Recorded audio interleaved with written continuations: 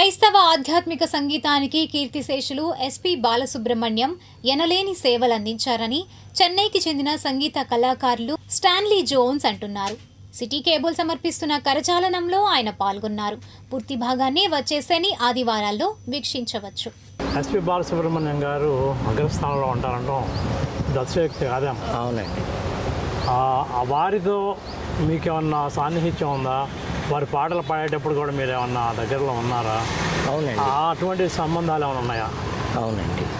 ఎందుకనంటే ఆయన యేసయ్య ప్రేమాభిషేకం పాటలు చేసినప్పుడు కానీ మన పాటలు ఆయనకి ఇచ్చి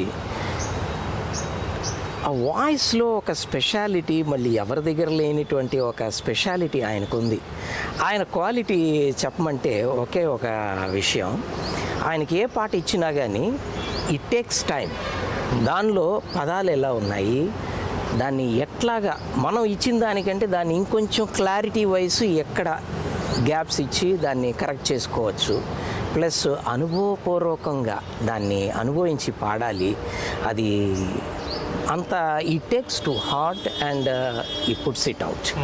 సో అప్పుడు ఏమవుతుంది, అవుట్పుట్ వచ్చేటప్పటికి అనుభవం మీద పాట వస్తుంది బయట. లైఫ్ అంటున్నాం. అవునండి. దానిలో జీవం పోస్తాడు ఆయన. దానికోసమే ఈ టేక్స్ టైం.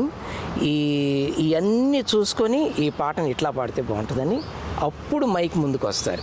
మిగతా వాళ్ళు ఏం చేస్తారంటే మీరు చెప్పగానే స్వరాలు రాసుకొని తిన్నగా వెళ్ళి మైక్ ముందు నుంచుంటారు. అదేలేండి, ఆ వేరియేషన్ ఉందండి. ప్రొఫెషనలిజం అంతే. అవునండి. సో ఈయన ఎక్కడ కూడా ఒక పాటకి కింద పడిపోకుండా దాన్ని ఎంత పైకి మనం ఎత్తగలం, లిఫ్టప్. సో మనల్ని ఎత్తుక్కుంటూ వచ్చారు, మనం దానికి న్యాయం చేయాలి అనే విధానంతో ఆయన పనిచేస్తారు. అందుకనే ఇంతకాలం ఆయన. అవును. ఇప్పుడు మీరు చెప్పిన క్యాసెట్ అది యేసయ్య ప్రేమాభిషేకం. అవునండి. దానిలో ప్రత్యేకించి ఈ క్యాసెట్స్ రిలీజ్ చేసేవాడు. అవునండి.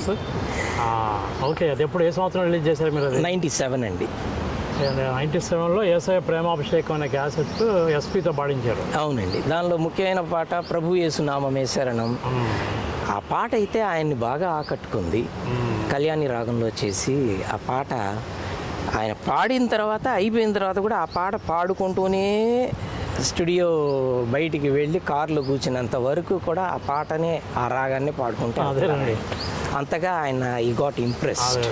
ఆయనకి ఈ రిలీజియస్ ఫీలింగ్ కానీ అవేమి లేవు ఆయనకి. లేదండి. ఆయనకి ఏంటంటే అచ్చంగా సంగీతం.